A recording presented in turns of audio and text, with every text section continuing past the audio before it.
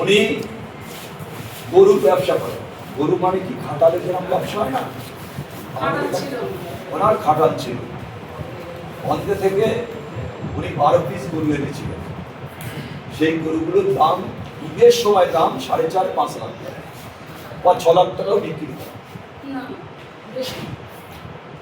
আমি একটা গরু কিনেছিলাম 1,10,000, 1,05,000 এরকম করে আমি গরু কিনেছিলাম।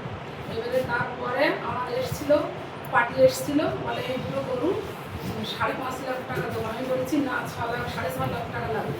তাহলে ঠিক আছে, আমি রোজা ঈদের পরে আমি আসছি। তার রোজার 12টা রোজার সময় আমার এই শুভ ওই যে শফিক আহমদ ও গিয়ে ওর লোকজন নিয়ে আমার সব লুটপাট করায়। আমার বাড়ি তালা মেরে দেওয়া ছিল, আমি তালা মেরে দিয়েছিলাম, সেই তালা হাম্বল দিয়ে ভেঙেছে। আমি ওর পায়ে জড়িয়ে ধরেছি যে দাদা আমি ওদের মারিনি।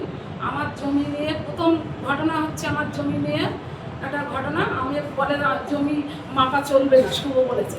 তাহলে ঠিক আছে, মাপা চলবে না। এবার ওই পার্টিদের ওরা মাটি ফেলছে। শুভকে আমি ফোন করেছি, শুভ কথা শুনিনি, কিছুই উত্তর দেয়নি। তারপরে ওরা মাটি ফেলছে, আমি থানায় ফোন করলাম, থানায় ওরা মিটে গিয়েছে। থানায় বলেছে যে আমরা মিটে গিয়েছি, তোমরা তোমাদের জায়গা মেপে নাও। বারবার আমি মনির কাছে আমি যাই যে এরকম থানায় থেকে বলে দিয়েছে, ওরাও স্বীকার হয়েছে আমি জমি মাপবো। মনি বলেছে যে 1 লাখ টাকা দিতে হবে, শুভ চেয়েছে 1 লাখ টাকা। আমি তখন বললাম যে ঠিক আছে 1 লাখ টাকা দেওয়া হবে না, তুমি আগাম 30,000 টাকা দাও। আমি মনিকে 30,000 টাকা দিয়েছি আগাম, আর বাকি টাকা মাপার দিনে বলেছে দিতে হবে। আর ঠিক আছে, এবার মনিকে ফোন করছি, মনি মাপার দিনে আমার আমিন এসেছে, মনি যাচ্ছে না। মনি তারপরে কিছুক্ষণ পরে ওই যে রশিদা বলে একটা মহিলা ফোন করলো, ও মনি চলে গেল। এবার বুথ সভাপতি হচ্ছে আসলাম, ওকে নিয়ে ওখানে বয়েছে। আমার ছেলেকে ধরেছে, বাজারে গিয়েছে, আমার ছেলে আসার পথে ছেলেকে ধরেছে, বলছে বলে এই শুনতো তোরা জমি মাপছিস কেন? তখন আমরা বাড়ি থেকে বার হলাম, আমিনগুলো আমার ঘরের ভেতর বসেছিল, আমরা তখনও জমি মাপিনি, কাগজপত্র দেখছিল। তারপরে আমি বললাম যে কি হয়েছে, আমার না তুমি জমি মাপতেছো কেন? বলে এই উদ্বস্তু শোন, ওই মনি বলছে। আর বলে আমরা উদ্বস্তু?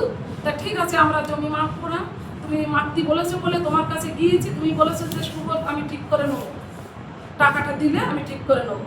তুমি বাকি টাকা 30,000 টাকা নিয়েছে, আর বাকি টাকা বলেছে মাপের দিনে দেওয়া হবে।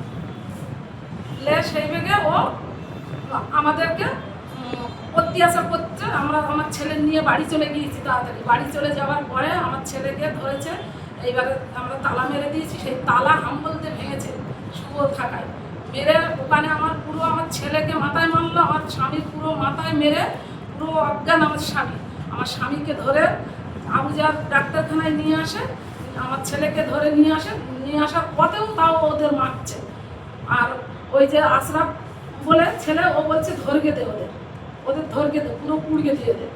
তারপরে আমার বাড়ি ঢুকে কজনা মেলে ওই শুভ থাকায় আমাকে অত্যাচার করে। আমার গায়ে কোনো কাপড় ছিল না, উলঙ্গায় কোনো কাপড় ছিল না, আমাকে এত মার মেরেছে। আমি বিচ্ছিরি ভাষা, সেগুলো বিচ্ছিরি ভাষা আমি বলতে পারছি না, আমি লজ্জার কারণে বলতে পারছি না। আমাকে একটা নাইটি একটা নাইটি আমাকে বলতে দিল, আমাকে চাদরে করে আবুজার ডাক্তারখানায় নিয়ে আসলো, বলে মাগি নাটক করছে। আমি তখন বলছি, ওই বাড়ির ভিতরেই বলছি যে আমি রোজায় আছি, আমার একটু পানি দাও। আমাকে পানি দেয়নি, আমার গালে চেক করে দিয়েছে। ওই যে মোনাজাত শুভ ছিল, শুভ তোমার ওই মনি এরা, আর ওই যে আজগার মাস্টার বলে, ও ছিল। ওই আজগার শুভ কি কোন দলের নেতা? হ্যাঁ, ও ব্লক সভাপতি। কার কিসের ব্লক সভাপতি? ওই তো ওর নাম শফিক আহমেদ।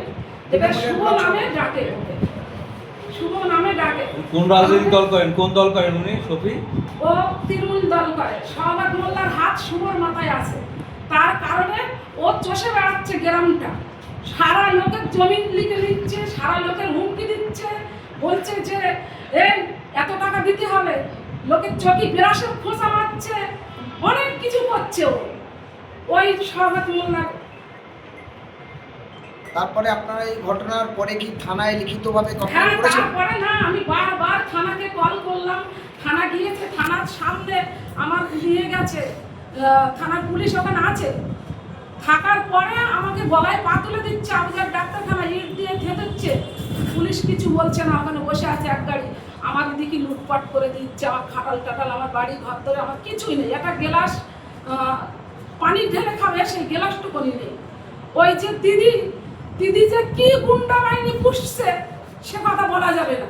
ওই দিদির দলটা আমরা নিয়ে এসেছিলাম, আমার স্বামী মাথা ফেটকে নিয়ে এসেছিল, আর ওই সব সাদা জামাগুলো খাওয়ার জন্য বসেছিল, আমরা কালো জামা লড়াই করে নিয়ে এসেছিলাম। আর সেই দল আজকে আমাদের কি না করেছে, আমরা জীবনে কারো এক কাপ চা পর্যন্ত খাইনি, আমার স্বামী খাইনি।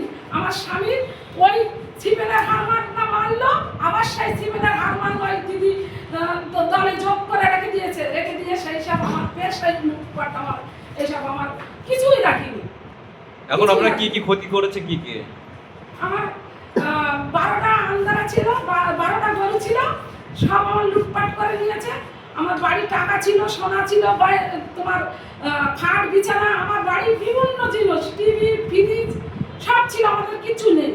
সব বাড়ি- নিয়ে গেছে? হ্যাঁ, বাড়ি কিছুই নেই। কে নিয়েছে? কে বা কারা নিয়েছে? কে বা কারা নিয়েছে? ওই যে শফিক আহমদ বললো এখনো লুট করলি না, ও লুট করে নিয়েছে। আবার বলছে যে ভেঙে দে, আমার খাটাল পুরো ভেঙে দিয়েছে।